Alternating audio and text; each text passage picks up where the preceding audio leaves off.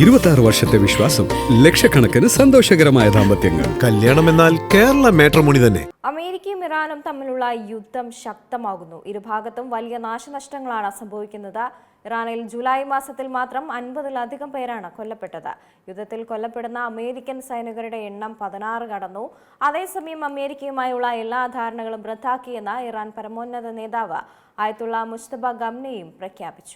അമേരിക്കയും ഇറാനും തമ്മിലുള്ള യുദ്ധം കൂടുതൽ ശക്തമാവുകയാണ്. ഇരുഭാഗത്തും വലിയ നാശനഷ്ടങ്ങളാണ് സംഭവിക്കുന്നത്.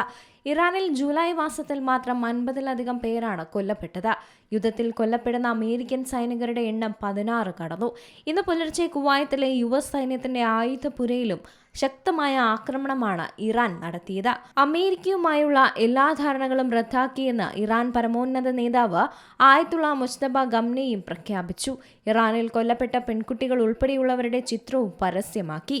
അമേരിക്ക ഒരിക്കലും മറക്കാൻ പറ്റാത്ത പാഠം ഇവിടെ നിന്ന് ലഭിക്കുന്നുവെന്നാണ് ഇറാൻ സൈന്യം പ്രഖ്യാപിച്ചത്. GCC രാജ്യങ്ങളിലും പശ്ചിമേഷ്യയിലെ മറ്റ് രാജ്യങ്ങളിലും ഇറാൻ ആക്രമണം നടത്തുകയാണ്.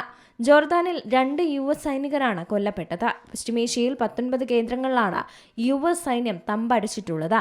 1,00,000-ലധികം US സൈനികർ ഇവിടെയുണ്ട്. ഇനിയും കൂടുതൽ സൈനികർ എത്തുമെന്ന വിവരവുമുണ്ട്.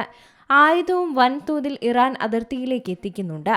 പശ്ചിമേഷ്യൻ രാജ്യങ്ങൾ US സൈന്യത്തെ പുറത്താക്കണമെന്നാണ് ഇറാന്റെ ആവശ്യം. അതുവരെ ആക്രമണം തുടരുന്നുവെന്നും അവർ പ്രഖ്യാപിച്ചിട്ടുണ്ട്. അരിഫ്റ്റാൻ ക്യാമ്പിൽ US സൈന്യത്തിന് സഹായം നൽകുന്നവർക്ക് നേരെയും ഇറാന്റെ ആക്രമണം ഉണ്ടായിരുന്നു. കുവൈത്തിലെ അലി അൽ സലീം വ്യോമതാവളത്തിലെ റഡാർ കേന്ദ്രത്തിന് കേടുപാടുകൾ സംഭവിച്ചിട്ടുണ്ട്. ബഹ്റൈനിലെ US രഹസ്യാന്വേഷണ വിഭാഗത്തിന്റെ ഡാറ്റാ സെന്ററും ഇറാൻ ആക്രമിച്ചു. 2 രാജ്യങ്ങളിലും ആക്രമണ സൂചന നൽകിയ അപായ സൈറണും മുഴങ്ങി. കുവൈത്തിലെ ക്യാമ്പ് അൽ ഇദ്രിയിലെ ആയുധപുര ഇറാൻ ആക്രമിച്ചു. ഇവിടെയുള്ള 2 US ക്യാമ്പുകളിലും ശക്തമായ ആക്രമണമാണ് ഇറാന്റെ ഭാഗത്തു നിന്നും നടത്തിയത്. ഇത് സംബന്ധിച്ച് US സൈന്യം കൂടുതൽ വിശദീകരണം നൽകിയിട്ടില്ല. ഇതുവരേക്കും 16 US സൈനികരാണ് യുദ്ധത്തിൽ കൊല്ലപ്പെട്ടത്. ഏറ്റവും ഒടുവിൽ ജോർദാനിലാണ് മരണം സംഭവിച്ചത്. ഇവരുടെ കുടുംബങ്ങളെ US സൈന്യം വിവരങ്ങളും അറിയിച്ചു. Kuwait, Iraq, Saudi Arabia, Jordan, അറബിക്കടൽ എന്നിവിടങ്ങളിലാണ് ഇതുവരെ US സൈനികർ കൊല്ലപ്പെട്ടത്. എന്നാൽ ചിലത് ഇറാന്റെ ആക്രമണത്തിലല്ല എന്നാണ് അമേരിക്കയുടെ വാദം. International desk, Zee Malayalam news.